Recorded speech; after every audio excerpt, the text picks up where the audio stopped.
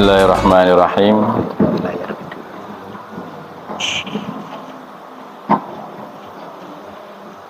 Assalamualaikum warahmatullahi wabarakatuh.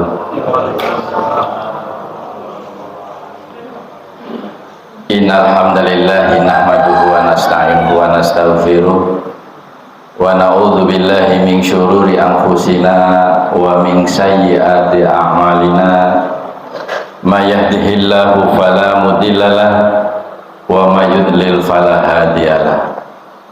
Asyhadu an la ilaha illallah wahdahu la syarikalah wa asyhadu anna Muhammadan abduhu wa rasuluh.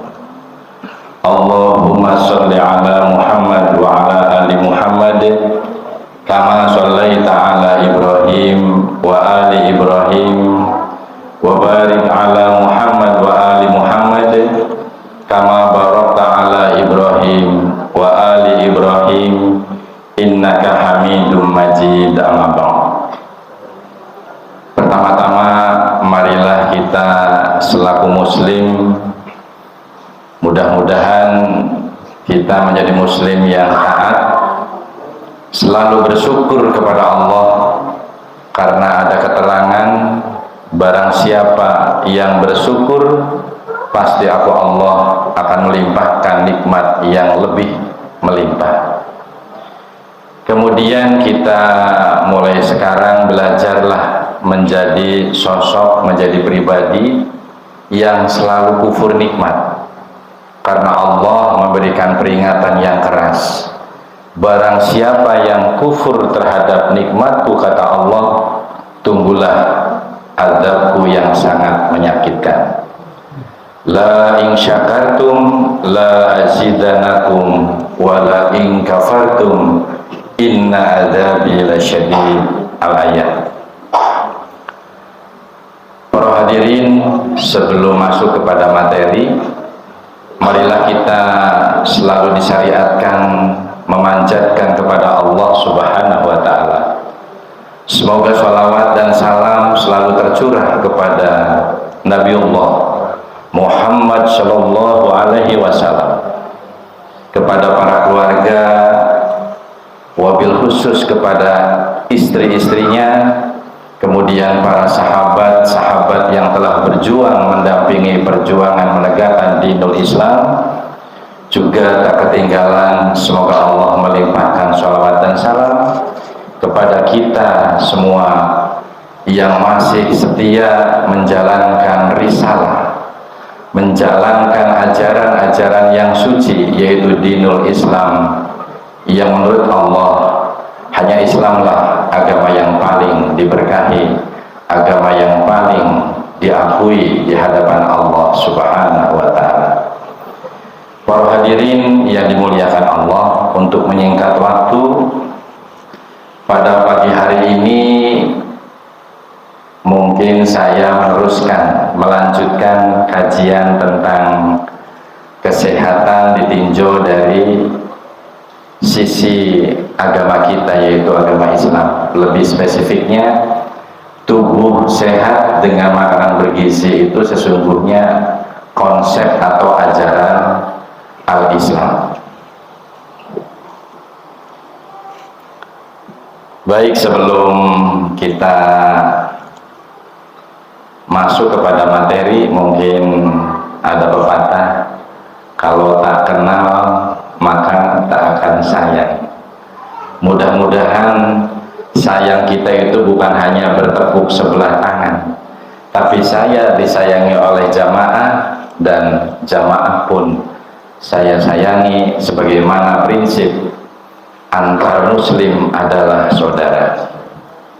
Para hadirin jamaah yang saya hormati, perkenankan saya mengenalkan ini, ya, diberi nama oleh orang tua saya, asli ini Bu.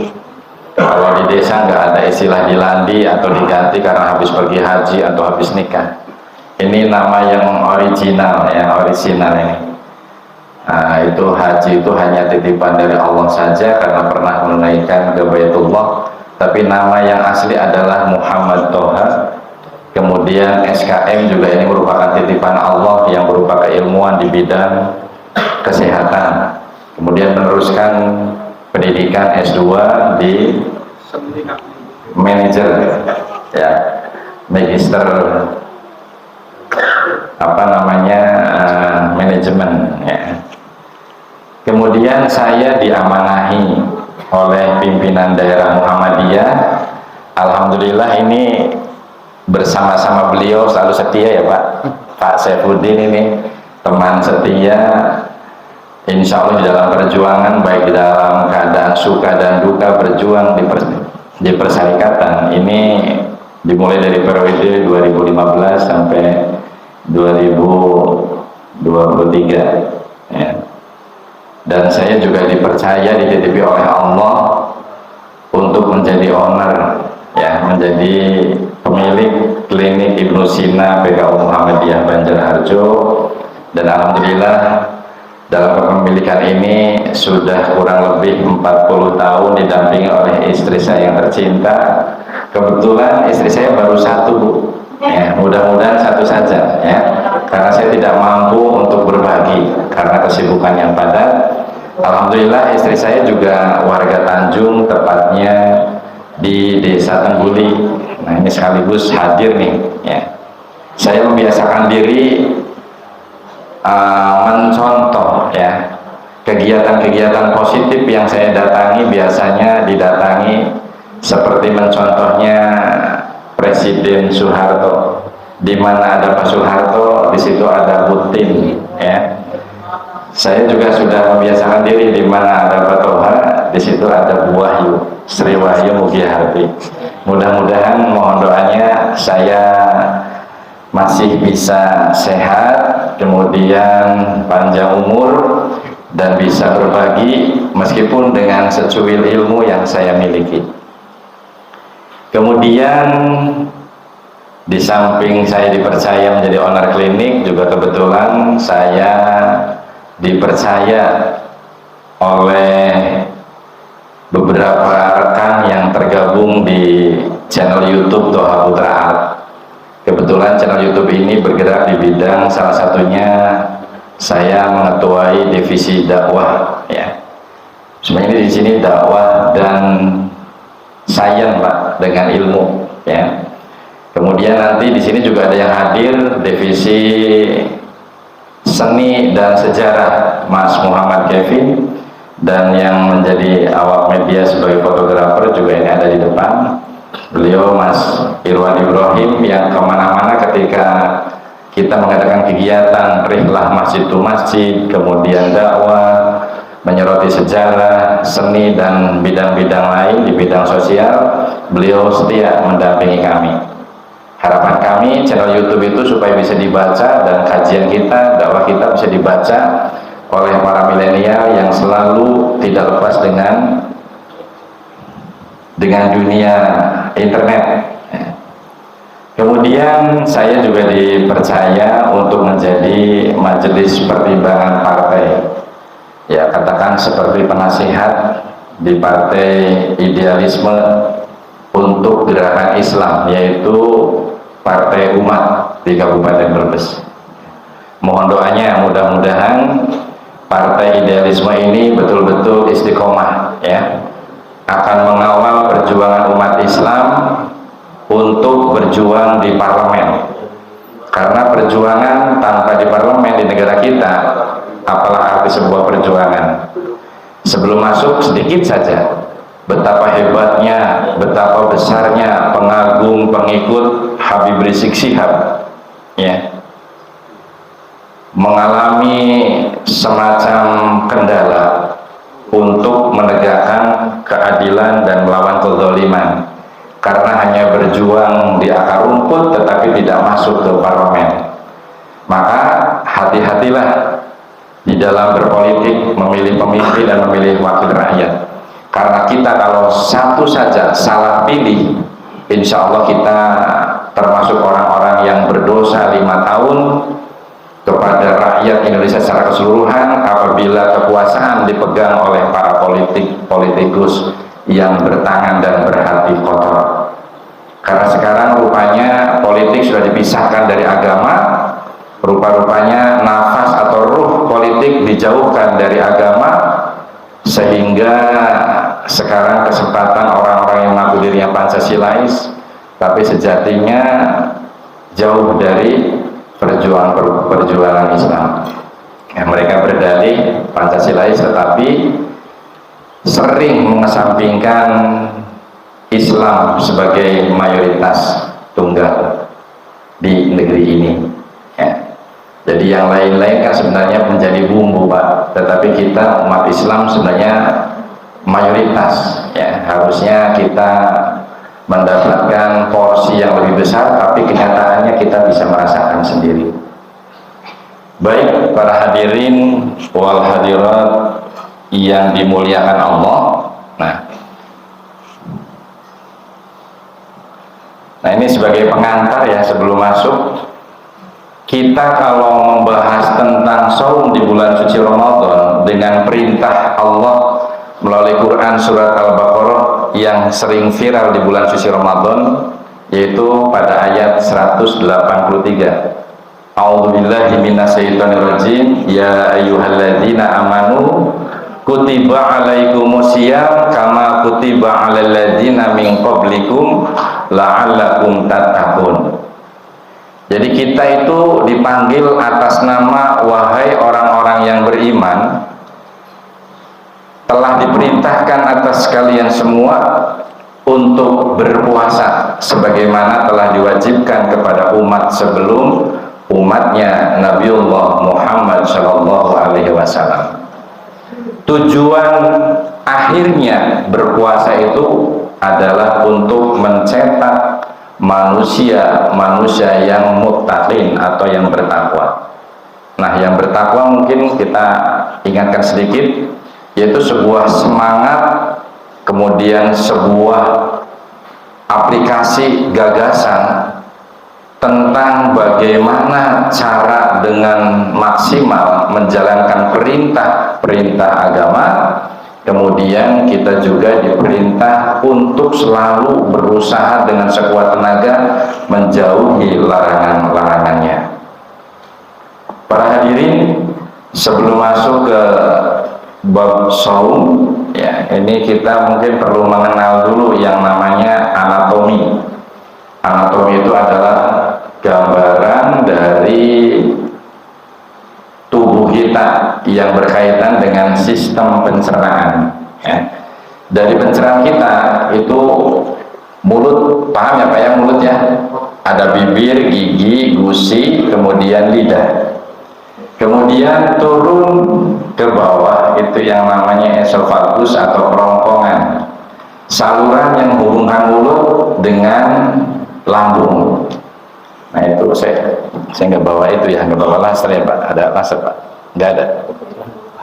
Oh betul ya. Ini bisa dilihat ya, itu mulut turun kerongkongan. Oh iya.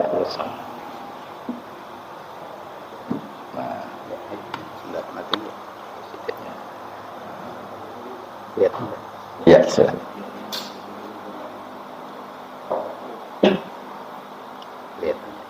Ya.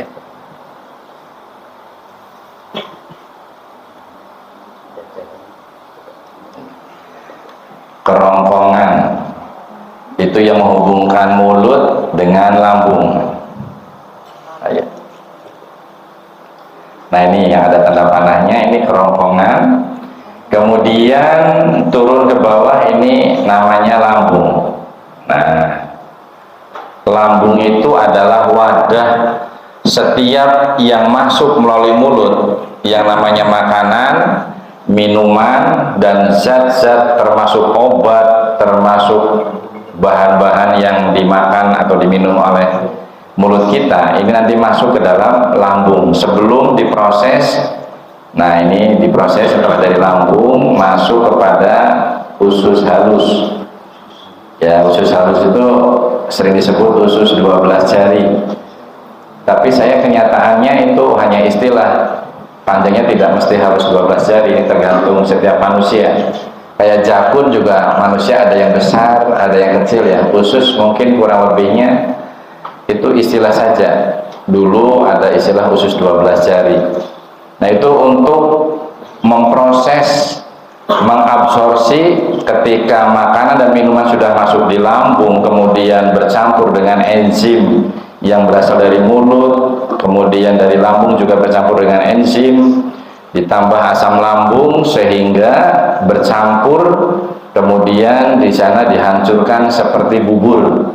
Nah, setelah jadi bubur nanti masuk ke usus 12 jari ini. Nah, di sini diserap nanti mana yang lemak, mana yang protein, mana yang vitamin, mana yang mineral dan sebagainya.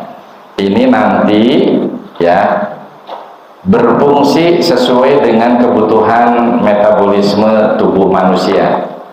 Nah, setelah dari usus 12 jari ini kemudian ada yang namanya ampas ya, Bu.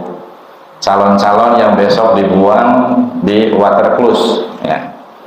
Ini di sini ada usus besar. Nah, ini nanti sebelum keluar ini ampas itu ada di usus besar.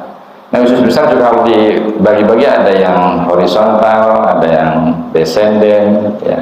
Nanti itu lebih ini ya, lebih spesifik di dunia kedokteran, tapi ini secara garis besar saja. Kemudian setelah siap dan diabsorpsi zat-zat yang masih dipentingkan, misalnya air, mineral, vitamin, kemudian betul-betul jadi ampas yang semakin mengeras. Nah, dengan kadar tertentu kemudian pagi-pagi biasanya kita store di sini nih. Nah, ini lewatnya pintu pengeluaran yang disebut rektal atau anus. Mungkin itu saja. Nah, kemudian kita terkait dengan saum di bulan suci Ramadan, mestinya kalau ini pengen selesai semua, ini nggak bisa detail nih. Jadi kita cerita normalnya dulu ya, namanya fisiologi. Kondisi fisiologi saluran pencernaan ketika kita pengen sehat, berarti kita hidup kita itu harus standar fisiologis, standar normal. Nah, sementara kajian pada pagi hari ini kita mengusung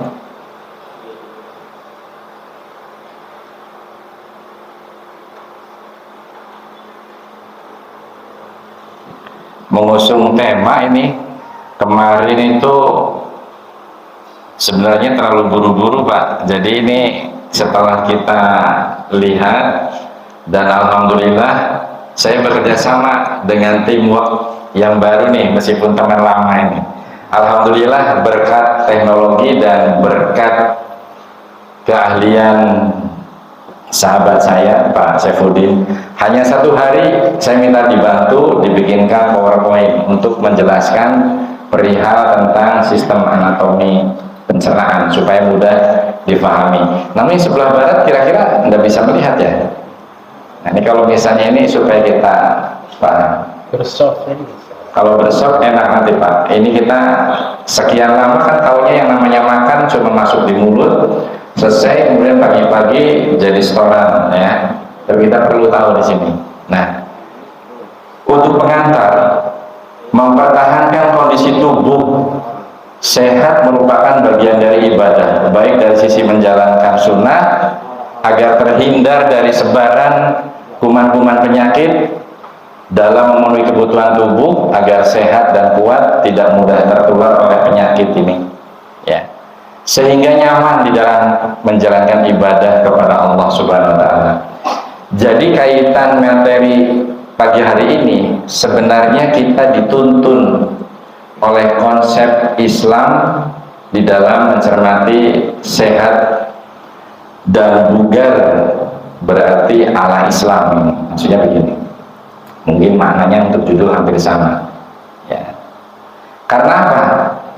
Sejatinya Allah Subhanahu wa Ta'ala itu mencintai mukmin yang kuat daripada mukmin yang lemah. Nah, jare wong Tanjung niki ora pati-pati Gusti Allah cinta kepada mukmin yang kuat dibandingkan kepada mukmin yang lemah. Ini hadisnya demikian nih. Al-mu'minul qawiyyu khairu wa habbu ilallahi minal mu'minidh dhaifi wa fi kullin khair. Jadi persisnya seperti ini. Mukmin yang kuat lebih baik dan lebih dicintai Allah daripada mukmin yang lemah, tetapi pada keduanya ada sisi kebaikan. Ini kalau penjelasan ini yang jelas konotasinya mukmin yang kuat lebih baik dan lebih dicintai oleh Allah ketimbang mukmin yang lemah. Namun sekalipun kita jadi mukmin yang lemah, itu ada sisi kebaikan. Nah, ini oleh saya tidak dijelaskan dulu di sini, karena nanti akan lepas dari konsep yang akan saya sampaikan. Jadi pengantarnya ibadah kepada Allah salah satunya berjuang menyiapkan kondisi tubuh kita untuk selalu prima dan sehat. Itu menjadi sebuah ajaran Islam. Jadi kita tuh orang hidup nggak boleh loyo, ngelokro, penyakitan, ya lemah, gitu, lembek, ya leto, itu nggak boleh. Ya. Jadi Muslim itu harus kuat. Nah, setelah kita disuruh untuk berjuang menjadi Muslim yang prima, bugar, dan sehat, kemudian Allah itu menciptakan, mendesain tadi mulut, kerongkongan, lambung sampai ke rektal. Itu Allah pula memberikan ujian, ya, ujian kepada kita. Ya, ujiannya seperti apa? Kita diberi ciptaan yang sempurna di dalam satu sistem aja, pencernaan. Ya. Ini kita harus mensyukuri karunia tubuh yang sehat, ya, dan harus merawatnya. Nah, mensyukuri itu bukan hanya seperti kita habis beli motor kemudian sawer, ya. Kemudian ada beberapa kebiasaan yang mungkin tidak relevan dengan syariat atau dengan ajaran agama. Telur bagus-bagus dihilas, kemudian bahan makanan pokok dan bumbu yang harusnya dimanfaatkan dan dimakan oleh kita disawer begitu saja dan tidak dimanfaatkan. Ini masih terjadi nggak di kita? Nah, bukan seperti itu. Apa namanya? Bukan seperti itu. Anunya, syukur itu bukan seperti itu maksudnya. Ya, tetapi syukurnya itu kita harus merawat supaya apa yang dikaruniakan Allah kepada kita, menjaga alat pencernaan kita itu tetap berjalan sesuai dengan aturan main, ya. Nah, aturan main disinilah nanti kita itu akan dituntun oleh konsep sehat dan bugar ala Islam.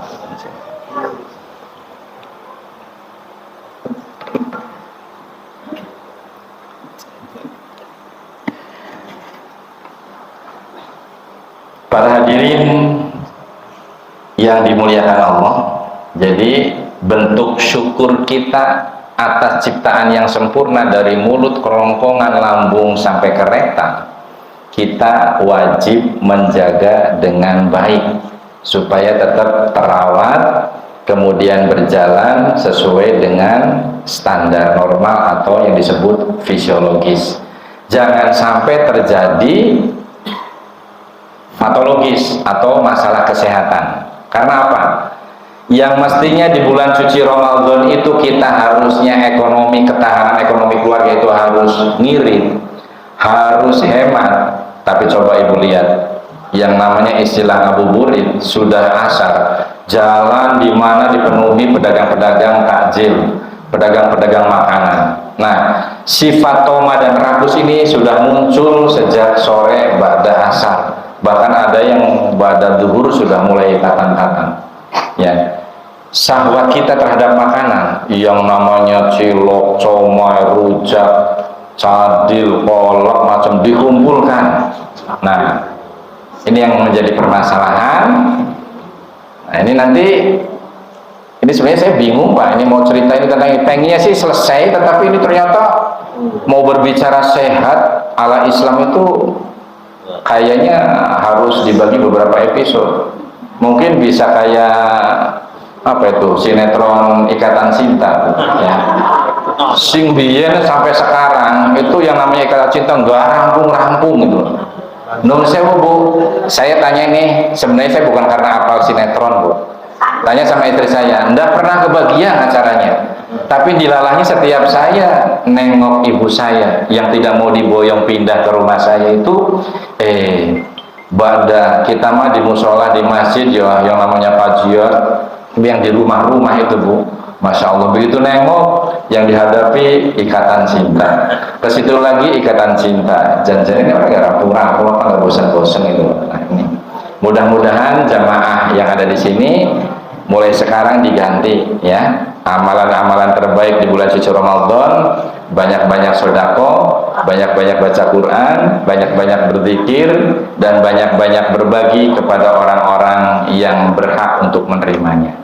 Mudah-mudahan ya Bu ya. Jadi jangan duduk nongkrongi ikatan cinta terus. Nah, tapi saya mau cerita tentang patologis atau masalah kesehatan, sepertinya belum pas kalau kita tidak tahu tentang standar normal dulu. Baik. Nah, merawat tubuh agar bisa maksudnya agar sehat, ini bisa dengan berbagai cara Bu ya, seperti menjaga kebersihan ya. Kebersihan itu boleh kebersihan diri ya, dari pakaian, kulit, kemudian kebersihan rambut ya.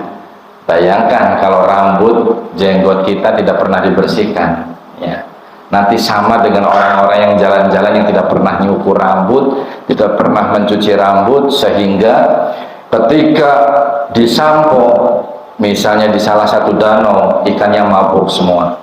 Nah ini Islam sampai ke hal-hal cukurlah kumismu, panjangkan jenggotmu gitu ya. Ini saya sudah berusaha, kumisnya sudah dicukur meskipun dulu diprotes sama istri ya, karena dulu waktu muda ciri khas patoha itu berkumis, tetapi setelah semakin matang, semakin sepuh, ternyata ada syariat, panjangkan jenggotmu, cukur kumismu. Nah ini berarti suruh dirapihkan. Nah ini Islam sampai ke sana. Apalagi ini tentang tubuh kita ya. Jadi merawat tubuh itu agar tetap prima, bugar dan sehat, ini bisa dengan cara menjaga kebersihan, kemudian olahraga, istirahat yang cukup Bu. Jangan sampai nongkrongi yang semacam dengan ikatan cinta, nanti ganti lagi, ada apa lagi, ganti lagi, tahu-tahu waktu kita digilas oleh waktu.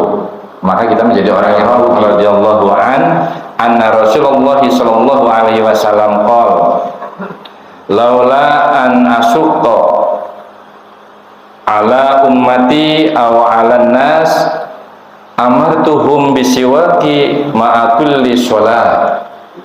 Ini hadisnya bisa untuk jadi hujah ya.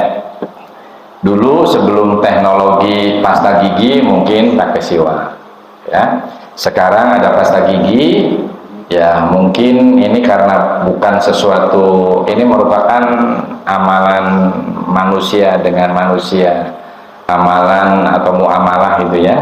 Nah ini ditoleransi dengan pasta gigi, bersikat dan sebagainya. Ini adalah ajaran kebersihan yang dilakukan setiap Rasul mau sholat. Ini selalu menjaga kebersihan mulut dan giginya. Kemudian di bawahnya olahraga adalah aktivitas yang dianjurkan bagi kesehatan, tidak stres, identik dengan jiwa yang tenang, yang terdapat pada hati yang tenang. Bisa dengan mengingat Allah, artinya dengan berzikir. Berzikir itu baik dalam kondisi berbaring maupun berdiri, dimanapun kita berada, kita sedang mengajar, berzikir dengan ilmu kita. Semoga ilmu kita bermanfaat dan bisa menjadikan pencerahan kepada generasi yang akan datang. Kita sekarang di sini berzikir, mudah-mudahan berkumpulnya kita menjadikan sebuah wasilah, sebuah sabab bahwa kita itu betul-betul saudara. Ya, dengan berjamaah seperti ini, karena ada zaman sekarang situasi menuntut ilmu kan dari channel YouTube juga bisa Pak, di rumah sendiri-sendiri. Tapi tingkat keberkahan menjalin silaturahim tidak seperti kita sekarang. Mungkin hikmahnya kita tidak pernah ketemu dengan teman se-SD bertemu di majelis seperti ini. Kita sesama pengusaha sharing bagaimana market yang bagus untuk memasarkan produk kita, ketemu di tempat seperti ini.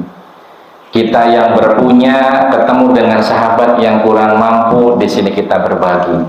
Itulah nilai-nilai keberkahan yang nantinya akan dicatat oleh Allah dalam bentuk keberkahan di dunia dan di akhirat. Jadi kita jangan terjebak ya, pengajian di YouTube banyak, jadi akhirnya malas dan enggan kaki kita melangkahkan ke masjid.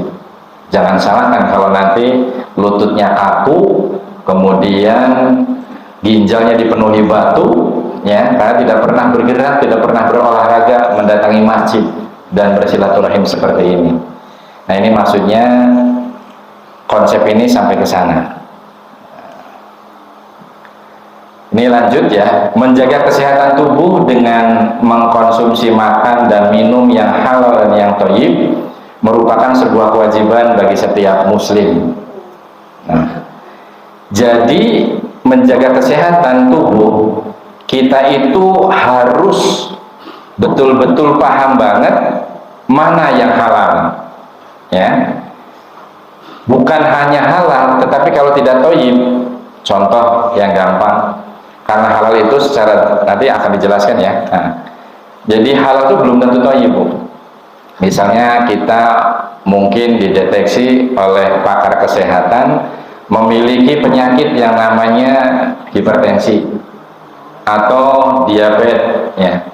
Kalau kita paham dengan penyakit yang kita derita, meskipun halal, daging kambing, jeroan gitu ya, tetapi tidak thayyib untuk kita, berarti Islam sampai-sampai jangan makan meskipun halal tapi tidak thayyib untuk kesehatan kita, ya. Sampai sini paham ya? Paham. Nah, kemudian makanan yang halal dan thayyib artinya makanan dan minuman yang diizinkan untuk dikonsumsi menurut Islam, menurut jenis makanan dan cara memperolehnya. Ini mungkin mudah difahami ya.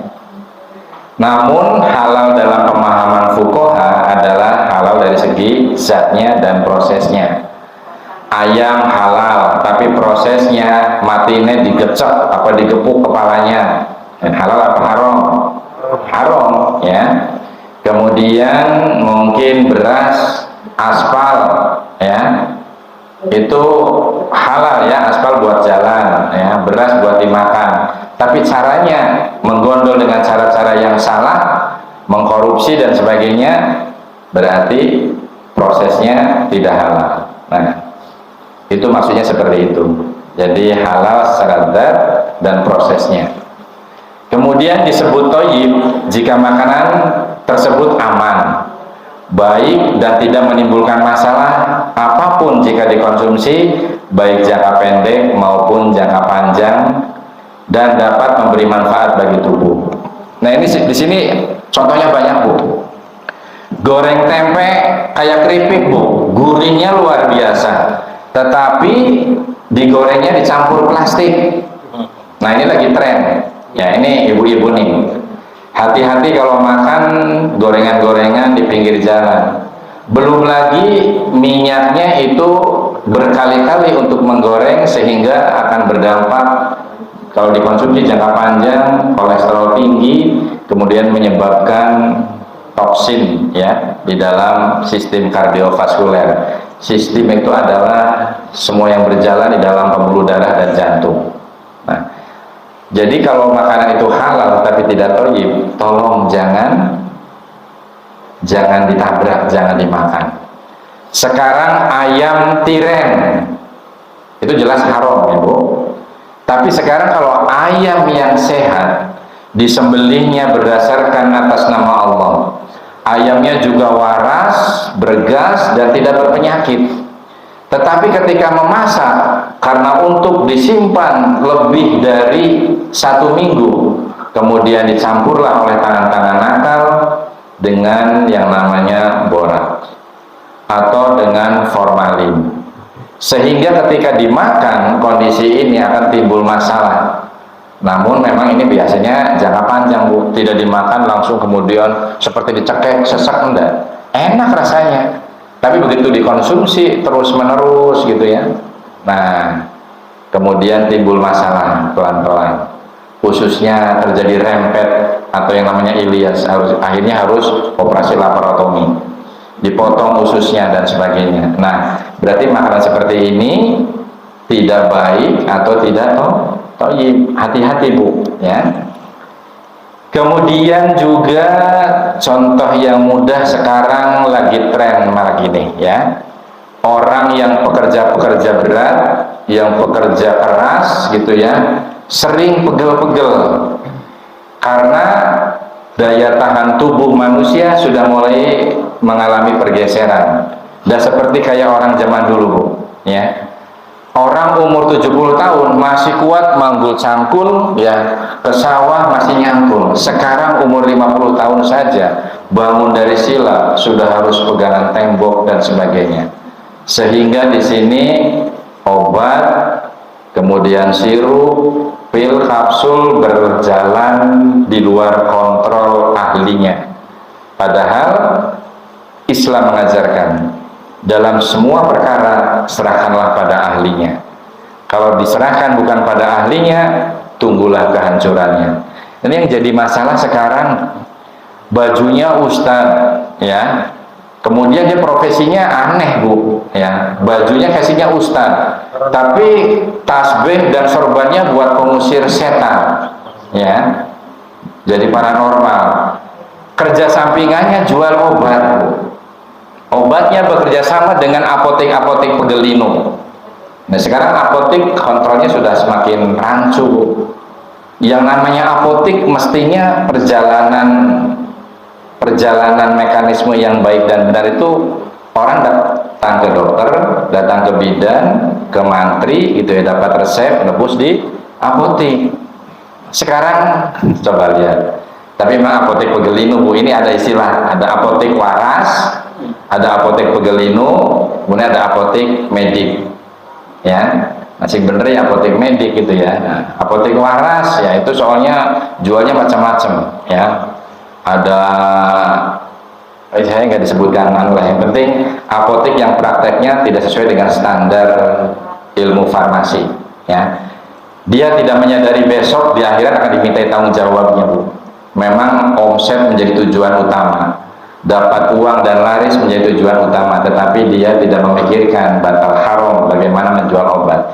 Dampak yang kita lihat sekarang Bu, orang-orang yang mengkonsumsi obat pegelino gitu, jamu-jamu yang sekarang diminum langsung rasanya ampuh, pegel-pegel langsung hilang, itu bukan jamu murni Bu ya, ternyata di sana ada campuran kimia, dexamethasone, prednison, metilprednisolon, ada piroxicam, ada meloxicam dicampurkan. Bahkan obat-obat yang kadaluarsa, tangan-tangan nakal itu yang harusnya dimusnahkan, dijual kepada para tukang peracik jamu yang nakal. Betul, dhahara fasadu fil bahri wal bahr bima kasabat aydinas. Jadi rusaknya tatanan di daratan dan di lautan termasuk badan kita itu sebenarnya akibat ulah tangan manusia. Nah ini maksudnya kalau kita makan, minum termasuk obat yang bentuknya sirup, yang bentuknya tablet. Oh ini tambahan sedikit Bu, saya mampu masih ingat ini bagian dari tugas dan edukasi seorang praktisi kesehatan. Hati-hati ibu-ibu yang gemar membeli sirup yang murah ya, terutama untuk sirup turun panas dan batuk. Itu efeknya sangat jahat dan sangat radikal terhadap ginjal. Kemarin viral Bu, itu betul-betul ngeri Bu kalau lihat penelitiannya. Ginjal itu bisa mogok bekerja, mogok berfungsi, langsung anak tuh pada bengkak, demam tinggi, kemudian kakinya kayak berpenyakit beri-beri dan anak langsung melemah dan akhirnya innalillahi ini. Kemarin sedang ini untung sigap ini ya, Balai POM dan bekerjasama dengan Kemenkes itu ya, kemudian sidak ke bawah ya, ternyata ujung-ujungnya memang para pedagang yang mau meraup keuntungan lebih dan farmasi yang nakal. Ini kesalahan kita juga Bu ya, gaya hidup atau lifestyle kita tuh sekarang sudah bergeser pula Mudah-mudahan pemahaman ini juga sudah tidak islami nih, ya. Kalau beli laptop yang saya hadapi ini, beli handphone, beli tunggangan kita motor, mobil itu ya, pengennya yang bagus, yang terbaik.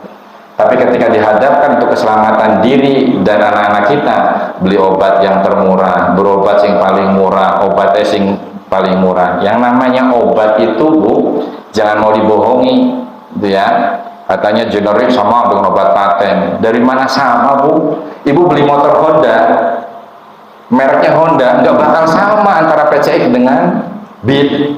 Yang namanya uang itu nggak pernah bohong. Maksud saya, tasarufkan, peruntukkan uang kekayaan kita untuk menjaga kesehatan dengan cara bagus. Jangan merubah pola yang sangat salah. Beli makanan, minuman, obat-obat untuk anak untuk kita yang murah, kemudian menyerahkan hedon dengan harga yang sangat mahal. Ya, ini sangat disayangkan. Ini juga nyangkut kepada konsep sehat. Kemudian di sini ada firman Allah, Quran surat Al-Baqarah ayat 168. Saya kelihatan kayaknya. Yang 168, yang bawa Al-Quran dan handphone ada aplikasi Qurannya, mohon dibantu dibuka ya. Kalau ada yang salah saya minta diluruskan. A'udzubillahi minasyaitonirrajim. Ya ayyuhan nas kulu mimma fil ardi halalan thayyiban wa la tattabi'u khutuwatis syaitan innahu lakum aduwwum mubin. Wahai manusia, makanlah dari makanan yang halal dan yang baik yang terdapat di bumi ini. Quran surat Al-Baqarah ayat 168. Tadi yang sudah saya jabarkan tadi itu bukan hanya konsep Islam, konsep kesehatan saja, tetapi konsep kesehatan yang mengambil dari literatur yang namanya Al-Quran. Berarti ini kesempurnaan Allah memberikan perangkat atau teknis, ya, petunjuk teknis bagaimana merawat kesehatan ini benar-benar tertuang di dalam Quran surat Al-Baqarah ayat 168. Ya. Kemudian tidak berlebihan di dalam makan dan minum, ini juga tuntunan. Saya buka lagi di sini. Ya. Ini Quran surat Al-A'raf, tepatnya surat ke-73 ayat 1. Silahkan dibuka. Ya bani adama khudu zinatakum inda kulli masjidi wa kulu wasrobu wa la tusrifu innahu la yuhibbul musrifin. Wahai anak cucu Adam, kata Allah, ya, pakailah pakaianmu yang bagus pada setiap memasuki masjid. Ini tolong ya, kalau ke masjid itu jangan pakai mau untuk renang, dibawa untuk ke masjid misalnya, ya. Kemudian bapak-bapak, ya, pakaian yang biasa dipakai untuk ke sawah dibawa atau dipakai ke masjid. Ini tidak seperti itu, tetapi bersih, rapi, serasi, pantas, pas untuk datang ke masjid, ya. Meskipun mungkin bajunya artis itu, ya, tetapi kalau tidak pas yang harganya mahal pun dipakai di sini, nanti ketika ada yang takbir di belakangnya Allahu Akbar, kemudian yang di belakang terganggu. Waduh, ini bajunya branded nih, mereknya Hermes, ya, kemudian Gucci dan sebagainya. Nah, ini akhirnya merusak, ya, tingkat kekhusyuan jamaah yang sedang beribadah di masjid. Artinya selaraskan pakaian yang kita pakai untuk ke masjid. Jadi menggunakan pakaian yang bagus itu relatif, tetapi standarnya kepantasan masuk ke masjid kita standar etika. Kemudian di samping etika, standar syar'i menutup aurat, ya. Ibu-ibu mungkin ini yang perlu masih sering harus dibahas nih. Hijab itu bukan hanya mengkudung kemudian lehernya kelihatan, Bu. Ini mohon maaf nih, koreksi terhadap istri saya, mudah-mudahan untuk semuanya. Yang namanya hijab itu ini di dagu, bukan leher harus kelihatan ya, dagu harus tertutup. Hanya karena tutuplah semua tubuhmu kata Rasul, kecuali ini dan itu, menunjuknya kepada wajah dan telapak tangan. Jadi hijab pun Bu, untuk menghindari lekukan baju yang masih minim, tutupi dengan hijab itu sampai ke ya dada dan sampai ke tanda-tanda yang membuat syahwat laki-laki berdenyut hebat ya. Nah itu harus sampai ke sana. Mungkin paham sampai sini nggih?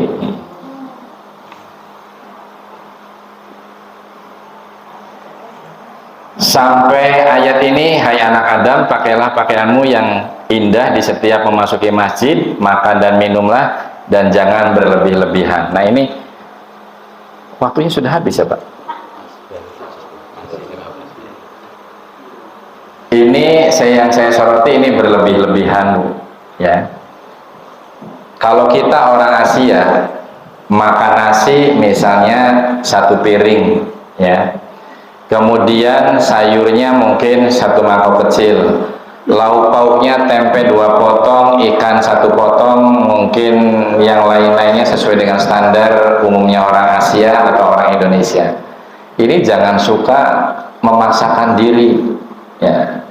Ibu kalau jalan-jalan di depan rumah makan Tanjung, rumah makan Sakinah, ini nanti kalau pas lagi mudik Bu ya, orang mungkin karena kemaruk ya kata orang Tanjung, kerjanya keras di Jakarta, di ibu kota ya, kemudian dari sana tidak bisa memperoleh makanan minuman yang karena mudik ya, suasananya umpel-umpelan ya, sampai di Sakinah 1 orang porsinya nasinya 2 piring, bahkan nambah setengah, satenya 1 kodi.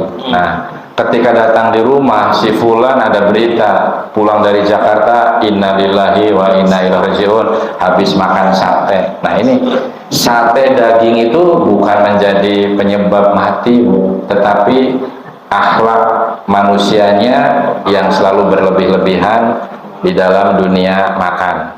Nah sekarang lagi ngetren Bu, orang sekarang, anak-anak sekarang itu sering lagi sama ibu bapaknya traveling, dari mulai domestik sampai ke luar negeri ya. Itu biasanya yang menyertai itu langsung kuliner ya, padahal dari rumah sudah makan cukup ya. Ada bakso Bu, ada bakso ya, jalan sedikit Bu, ada dawet ayu ya, jalan sedikit lagi Bu, ada rujak buah gitu ya. Itu ini kita sudah menginjak Pak, meskipun tidak masuk di konsep ini, tapi harus disertakan karena ini suasananya suasana puasa ya. Seperti tadi ngabuburit, begitu maghrib kemudian Allahu Akbar, panggilan sholat, panggilan berbuka, bersegera harus buka. Yang diambil itu bukan yang disyariatkan oleh Kanjeng Nabi. Ambil yang manis-manis dulu ya. Yang diambil apa? Es dulu Bu, saking panasnya es dulu ya. Nah ini berlebihannya bukan dalam jumlah saja, berlebihannya itu tidak mensikapi kondisi fisiologis. Lambung itu habis puasa dengan suasana panas, pembuluh darah di sana, kemudian semua sel-sel lambung itu melebar, dilatasi.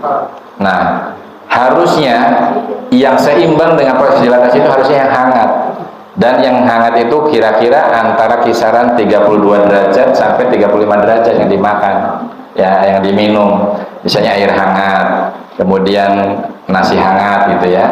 Yang manis-manis boleh itu syariat, misalnya kurma dengan jumlah ganjil dan sebagainya. Tetapi diambil es, selesai es kolok, selesai kolok somai, selesai somai rujak buah ya, itu selesai. Wah kayaknya nasi belum, orang Jawa kalau belum makan nasi kayaknya belum makan nih. Nah ini makan nasi Bu. Nah padahal secara fisiologis komposisi atau daya muat lambung orang Asia itu rata-rata diprediksi oleh ilmu kesehatan itu 1/3 harus diisi makanan, 1/3-nya minuman, sepertiganya dikosongkan Bu untuk udara, karena untuk proses pembakaran di sana butuh oksigen yang dipompa oleh paru-paru masuk ke lambung. Nah sekarang dipenuhi semua balap over gitu ya. Kalau balik lagi dari ini, saya nggak ahli ini ya, tapi kalau balik lagi di gambar lambung, lambungnya nggak muat, akhirnya muncul Bu, begitu sholat gitu ya, pas ruku muntah minyak Bu, keluar lagi, urape metu ya, kemudian ciloknya masih bulat karena belum diproses, kemudian lari-lari di tempat sholat. Nah ini sebagai pengetahuan tambahan dari konsep ini Bu ya. Sejatinya mulut, tenggorokan, dan lambung itu dari mulai dikunyah sampai kemudian digerakkan oleh tenggorokan supaya masuk ke lambung itu butuh waktu 7-8 jam. Ini setelah diteliti oleh ilmu kesehatan. Nah maka dalam 1 tahun kita untuk berpuasa ini tepat sekali, relevan sekali, kita tuh betul-betul lambung kita, kemudian tenggorokan kita, mulut kita yang menghasilkan enzim pencernaan di mulut itu dipuasakan supaya produktivitas di masa-masa yang akan datang akan kembali maksimal. Nah, inilah yang dimaksud kesempurnaan Allah menciptakan makhluknya dengan sempurna, termasuk menyiapkan juga ilmu untuk merawatnya. Tapi kita kadang-kadang kurang mendapatkan pencerahan tentang ini. Nah, sehingga kalau kita belum 7-8 jam ini berarti belum jadi bubur di lambung Bu, masih bentuk bahan setengah jadi, tempe ya belum remuk ya, daging masih kayak cacahan, belum jadi bubur, sudah diisi lagi. Nah sekarang gilingan Pak, mesin kalau bekerja belum saatnya sempurna pun ditambah lagi, munculnya apa? Munculnya masalah-masalah kesehatan. Satu, diabetes, kemudian lemak tidak bisa dicerna dengan bagus, timbul hiperkolesterol, kolesterolnya juga meningkat, biasanya yang mengikuti trigliserida meningkat, sehingga orang baru 45 tahun saja lehernya sudah kaku ya, kemudian jantungnya berdebar sudah tidak normal ya, kemudian bekerja sedikit, olahraga sedikit, tahu-tahu mati dadakan atau kardiak arrest, jantung berhenti mendadak. Ini akibat pola makan berlebih-lebihan. Sehingga inilah relevansinya ya, bahwa ilmu Islam itu sungguh sangat luar biasa.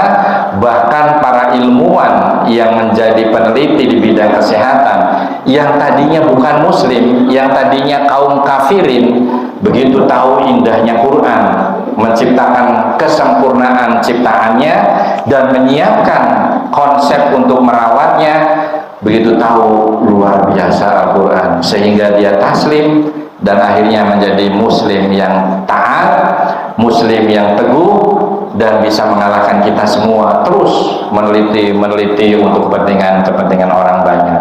Namun kita ya sebaliknya, di tahun-tahun politik kan sebentar lagi muslimnya kelihatannya taat ya, ke masjidnya rajin, tapi begitu ada amplop dari salah satu partai gitu ya, padahal mung seketewu Bu ya, berani menggadaikan nilai idealisme untuk 5 tahun, sehingga nasibnya sekarang bagaimana Bu?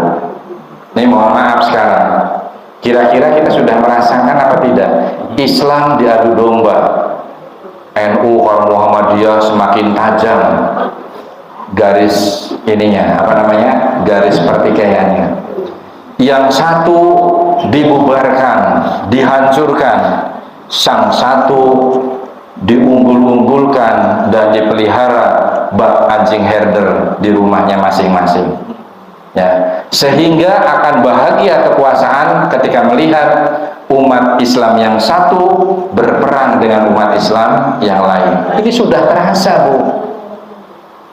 Apakah kita ya masih mau besok menerima amplop seperti itu? Kalau tidak, bukan hanya cuma tidak Bu, tapi ajarkan, transfer ilmu kepada anak cucu kita, kepada tetangga kita. Ayo, dari orang yang kira-kira ini mau disuap 50.000, ganti oleh kita nih Bu, lebih halal dari saya 50.000. Kalau setiap orang yang punya kelebihan rizki mengganti seperti itu, insya Allah calon pemimpin yang amanah, calon wakil rakyat yang baik, yang soleh, akan menghasilkan produk-produk hukum yang akan membela kegiatan-kegiatan Islam yang menjadikan mayoritas di Indonesia. Jangan seperti sekarang, Bu. Islam kan ngomong takut barangkali kena ujaran kebencian. Mau nge-share ceramahnya Mas Ustadz Adi Hidayat, kayak rada panas-panas sedikit, takut barangkali ini. Kemudian ada lagi yang sekarang lucu, Bu. Grup WA ada yang buatnya sensitif gitu ya. Bos singkat itu aja disaringkan sih. Tapi kalau yang guyonan, yang jorok-jorok, yang porno-porno menjadi konsumsi di grup masing-masing. Coba kita jadi sosok ketika ada yang share agama, ketika ada yang share politik, ayo jangan alergi. Kalau yang suka kita amalkan, kita bagikan kepada yang lain. Kalau tidak suka, delete, tutup dan sebagainya. Kita saling menghormati. Begitu kan enak. Kadang-kadang sensitif. Ada yang tidak setuju karena beda politik, keluar dari grup gitu ya. Ini kan Islamnya Islam yang bagaimana seperti ini. Nah, ini sedikit melenceng karena perlu disampaikan. Kita menit lagi ya. Kira-kira saya masih ada jatah satu ya Pak? Satu lagi ya pertemuan apa terakhir? Dua ya. Berarti mudah-mudahan besok bisa disambung, Bu, ya. Nah, ini mudah-mudahan bisa disambung. Ya. Muslim hanya boleh mengonsumsi makanan yang halal, yang toib ini sudah ya, yang harus kita hindari. Ya, yang dihindari itu makanan yang haram. Yang haram itu di sini kalau tidak salah, nah ini ada. Pada poin kedua, makanan haram dari segi zatnya, bangkai ataupun daging hewan yang disembelih tanpa menyebut nama Allah, kecuali bangkai ikan dan bangkai belalang. Kemudian khamar, babi, binatang buas bertaring, binatang pemakan kotoran atau misalnya sejenis bangkai, darah dan sebagainya. Ini jelas, Bu, ya. Sekarang tadi saya pernah menyebut ayam tiren, ayam mati kemarin dicampur borak, Bu. Itu betul-betul akan yang tadinya sudah biru. Bak seorang wanita yang cantik, masih muda belia, habis ambil air wudhu, kemudian auranya muncul. Seperti itu, Bu. Kurang lebihnya begitu, ya. Nah, yang seperti itu yang namanya bangkai itu tidak bisa ditoleransi oleh Islam, tetap haram, ya. Karena apa? Karena di situ tempat berkumpul, berkembang biaknya plasmodium, bakteri, dan jenis-jenis kuman-kuman lain yang bakal merusak kesehatan manusia. Ini kan sudah sungguh luar biasa.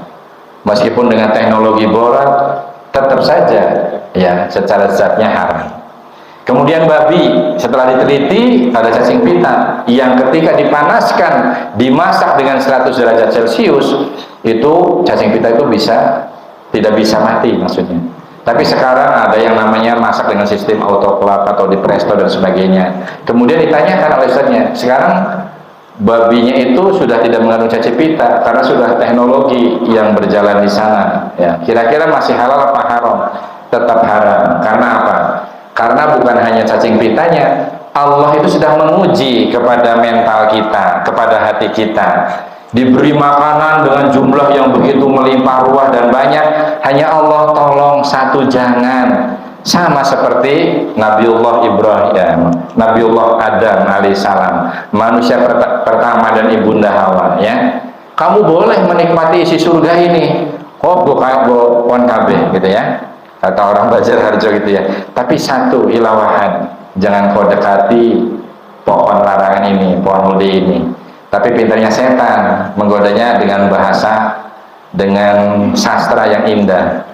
Ya Nabiullah Adam, ya Ibu Hawa gitu ya. Kan yang ini yang mendekati yang tidak boleh. Kamu tidak boleh mendekati gitu ya. Nah, makanya ini ada juga para pelaku zina ya. Wala taqrabuz zina ya. Mendekati zina jangan, tapi zinanya enak. Ini bukan seperti itu. Mendekati saja tidak boleh, apalagi zinanya. Sama seperti mendekati pohon huldi tidak boleh, apalagi memakannya. Nah, ini maksud saya seperti itu. Itu tadi babi ya.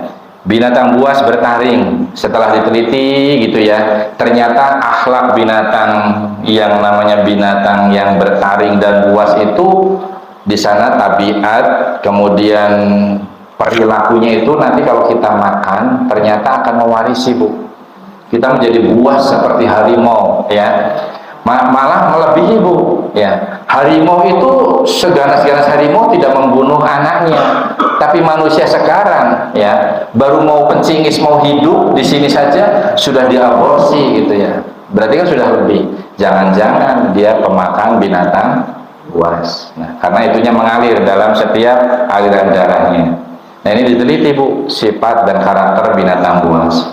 Kemudian binatang pemakan kotoran, ini juga termasuk vektor ya. Misalnya sekarang katanya ada rempeyek belalang ya. Belalang kan makannya yang bagus-bagus, daun-daunan. Tapi kalau sekarang ada rempeyek misalnya coro apa ya, kecoa ya. Misalnya di sini ada, wah ini kecoa lagi melimpah nih, sekarang kayak belalang diolah menjadi rempeyek kecoa. Nah, kecoa kan hidupnya di mana? Tempat-tempat yang kotor ya, di tempat sampah, di toilet dan sebagainya. Tetap hal yang seperti ini haram karena dia di sana vektor atau pembawa penyakit, sehingga tubuhnya juga dipenuhi dengan kuman-kuman penyakit. Paham ya? Nah, mudah-mudahan kita semakin cerdas, meskipun pengen, meskipun hobi, hati-hati. Kemudian darah. Nah, ini darah kalau dimasak jadi marus, nggak sih marus ya? Nah, kalau di Banjarjo marus, dikasih bumbu royco, ya, dikasih campuran misalnya Indomie rasa apa namanya, dendeng padang gitu ya kan, akan samar darahnya, akan tidak bau amis itu ya, akan lebih nikmat. Gimana Pak? Tetap saja darah itu ada tempat-tempat yang kotor di sana ya. Ada yang namanya eritrosit itu di sana ada plasmodium, ada virus ya, ada bakteri. Jadi ketika dimasak dengan dipanaskan 100 derajat Celcius dengan pemanasan masakan kita, tetap masih bisa berkembang di dalam tubuh kita. Masih Pak? 2 menit. Nah, makanan yang haram dari segi prosesnya yang diperoleh dengan cara haram seperti korupsi dan sebagainya. Ini juga kita sama, Bu. Memberikan makan kepada diri kita, keluarga kita, anak-anak kita yang masih dikandung, hati-hati. Jangan diperoleh tadi misalnya. Kalau korupsi itu jelas-jelas gamblang gitu ya. Kita mengamalkan perbuatan yang menyalahi aturan. Misalnya saya contoh gini. Saya tukang obati orang, ya. Tapi tukang obati orang, obatnya misalnya, Bu, ini obatnya padahal harganya 15.000. Padahal bungkusnya disobek. Ya. Bu, ini obatnya dari Amerika. Ya. Harganya ini 350.000, Bu. Ada sekarang model ini. Biasanya justru malah orangnya casingnya casing Ustadz, Bu. Jual bang getol. Di sini ada yang orang apotek ya, Mas? Ada orang apotek nggak di sini? Bang getol itu obat yang semi-semi tidak boleh beredar bebas untuk anti kejang pada epilepsi. Itu dibuka, Bu. Ya. Pasiennya kebetulan berobat ke tempat saya, Pak, ini saya beli obat seperti ini harganya 150.000. Ini pokoknya ampuh, obat ini dari Amerika. Ini bener, Bu. Ini bener sampai ngomong kayak gitu ya. Ini 150.000, pokoknya ampuh sekali. Kalau lagi kejang diminumkan berapa menit nanti akan sembuh kejangnya dan beberapa hari tidak akan terjadi kejang. Memang karena betul, jadi orang ini jujur, Pak, ada obat seperti ini apa? Enggak ada. 1 lembar berapa? 15.000. Astagfirullahaladzim. Atau bilang dibuka sama persis, dosisnya sama, warnanya sama, ternyata bang gitu, Pak. Nah, ini dengan cara seperti itu pun masuk ke tubuh kita, mengalir kepada anak-anak kita yang dikandung oleh kita, itu menjadi sesuatu yang haram. Maka jangan salahkan, oh anaknya siapa sih? Bedut, bamor gitu ya, petakilan, cicilan gitu ya. Mungkin bapakmu soleh, sholatnya rajin dan sebagainya. Ya, yang nampak soleh, rajin, tapi cara memperoleh makannya dengan menipu, berbohong, ya, korupsi dan sebagainya. Nah, ini mungkin menjadikan akhir dari pertemuan ini ya. Jadi pastikan apapun yang masuk ke tubuh kita adalah produk-produk yang halal dan thayyib. Ini sampai ini dulu. Mas, tolong dicatat atau Pak Sebun bisa dibantu barangkali pertemuan yang akan datang. Ini kita slide sampai ini ya, nanti bila di ini. Karena masih banyak, Bu, nanti ya. Ternyata kesimpulannya Islam itu adalah sumber ilmu pengetahuan yang berdasar dari Quran dan Sunnah, diambil oleh para pakar-pakar ilmu kesehatan, ilmu anatomi dan patologi. Jadi datanglah, berobatlah kepada orang-orang yang amanah, terutama kepada orang yang muslim. Jadi kalau berobat jangan suntik sama orang yang kafir. Suntiknya sudah tidak dapat bismillah, boro-boro doa as'alullahaladzim rabbal arsyil azim ayasbiqala basyatul insyaallah. Boro-boro ada doa Nabi di sana. Tetapi haleluya ceplus itu ya. Nah ini kita juga harus cerdas. Jadi nanti itu kita obat yang masuk ke tubuh kita pun menjadi sesuatu yang haram ya. Karena apa? Sesungguhnya setelah kita ikhtiar, wa idza maridtu fahuwa yasfin. Apabila kita sudah berikhtiar dengan sesuai tatanan, sesungguhnya kesembuhan itu datang dari Allah Subhanahu wa taala, bukan datang dari Fatoha sebagai mantri, bukan dari bidan, bukan dari dokter, bukan dari orang yang hebat dan sebagainya, tapi datang dari Allah. Tapi tetap harus cerdas menggunakan fasilitas kesehatan yang sesuai dengan standar yang aman dan halal serta thayyib. Itu saja yang bisa saya sampaikan. Mudah-mudahan tidak puas ya, mudah-mudahan tidak memuaskan, karena kalau puas biasanya sudah besok Pak Toha mau ngisi lagi puas lah, bosen gitu ya. Tapi mudah-mudahan tidak puas, sehingga nanti pada pertemuan kedua kita sambung kembali. Demikian, kurang lebihnya mohon maaf. Sebelum ditutup, saya beserta teman-teman kebetulan menggagas program dakwah di channel YouTube Toha Putra Art dengan moto hiduplah dengan ilmu, karena dengan ilmu hidup kita jadi mudah. Kemudian hiduplah dihiasi, dibumbui dengan seni yang manfaat dan yang maslahat, sehingga hidup kita akan terasa indah. Kemudian hiduplah selalu dibingkai dengan iman dan takwa, insya Allah hidup kita semakin terarah. Syukur-syukur ibu bapak kerso membuka channel YouTube Toha Putra Art ya, kemudian subscribe, like dan berbagi kepada saudara-saudara kita. Mudah-mudahan ada manfaatnya, sehingga channel YouTube ini ke depan bisa semakin baik dan berkembang, dan manfaatnya bisa menebar kepada orang banyak. Demikian saya akhiri. Nasrul minallah wa fatun qarib. Assalamualaikum warahmatullahi wabarakatuh. Waalaikumsalam.